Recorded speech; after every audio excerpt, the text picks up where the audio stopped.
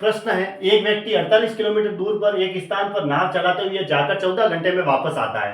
48 kilometre दूर गया और फिर वापस आया तो उसे 14 घंटे लगे।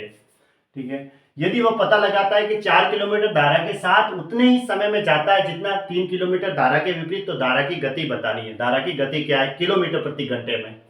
ठीक है, देखो 48 किलोमीटर गया और वापस आया तो 14 घंटे लगे। तो 48 किलोमीटर जाने का और 48 किलोमीटर वापस आने में टाइम जो है वो कितना है? 14 घंटे का ना, 14 घंटे, ऐसा इसने कहा है। तो धारा के साथ गया तो अप स्ट्रीम को मैंने ए ले लिया, डाउन स्ट्रीम को मैंने बी ले लिया। तो समय बराबर क्या होता है? दूरी बटा चाल, दूरी बटा चाल, ये टोटल समय हो गया। तो अप स्ट्रीम को मैंने क्या लिया? ए, यहाँ लिख देता हूं, अप स्ट्रीम को ए लिया और डाउन स्ट्रीम को बी ले लिया। फिर वह पता लगाता है कि 4 किलोमीटर धारा के साथ उतने ही समय में जाता है। 4 किलोमीटर धारा के साथ जा रहा है तो ये टाइम हुआ। 3 किलोमीटर धारा के विपरीत, दोनों का टाइम है वो बराबर है। 3 किलोमीटर धारा के विपरीत, या 3/b, ऐसे 3/b का मतलब दूरी बटा चाल बराबर क्या होता है? समय होता है। समय बराबर है, जिसने कहा है वह पता लगाता है कि वह 4 किलोमीटर धारा के साथ उतने ही समय में जाता है जितना 3 किलोमीटर धारा के विपरीत है।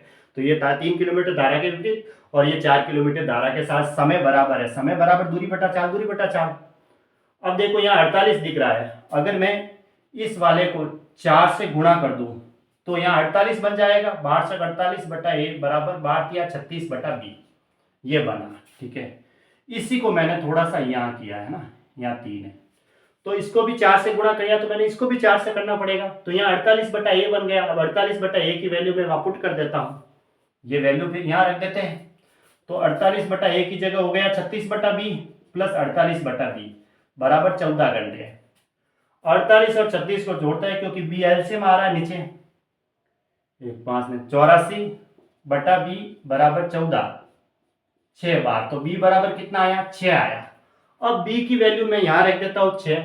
ठीक है, तो 6 का भाग 48 में देंगे तो 8 बार गया, 8 उधर गया, 14 में से 8 गया तो 6। 6 को मैंने 48 से, ठीक है, हाँ बी की वैल्यू सही रखी ना, तो 8 बार गया, 14 में से 8 गया तो,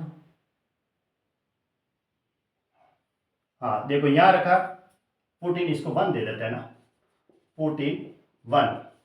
अब पता चल जाएगा। देखो 48/a प्लस 48/6 बराबर 14 है। 6 का इससे काटा तो कितनी बार गया? 8 से 48, 14 में से 8 गया, 6। 6 को फिर मैंने 48 से काटा तो ये बराबर कितना आया? 8 आया। अब मैं धारा की गति निकालता हूं। धारा की गति, धारा की गति बराबर होता है up stream minus down stream बटा 2। अप स्ट्रीम तो है 8 माइनस डाउन स्ट्रीम 6/2, यानी कि 2/2 मतलब 1 किलोमीटर प्रति घंटा इसका आंसर हो गया। तो कौन सा ऑप्शन सही हुआ? फिर ऑप्शन ए राइट है।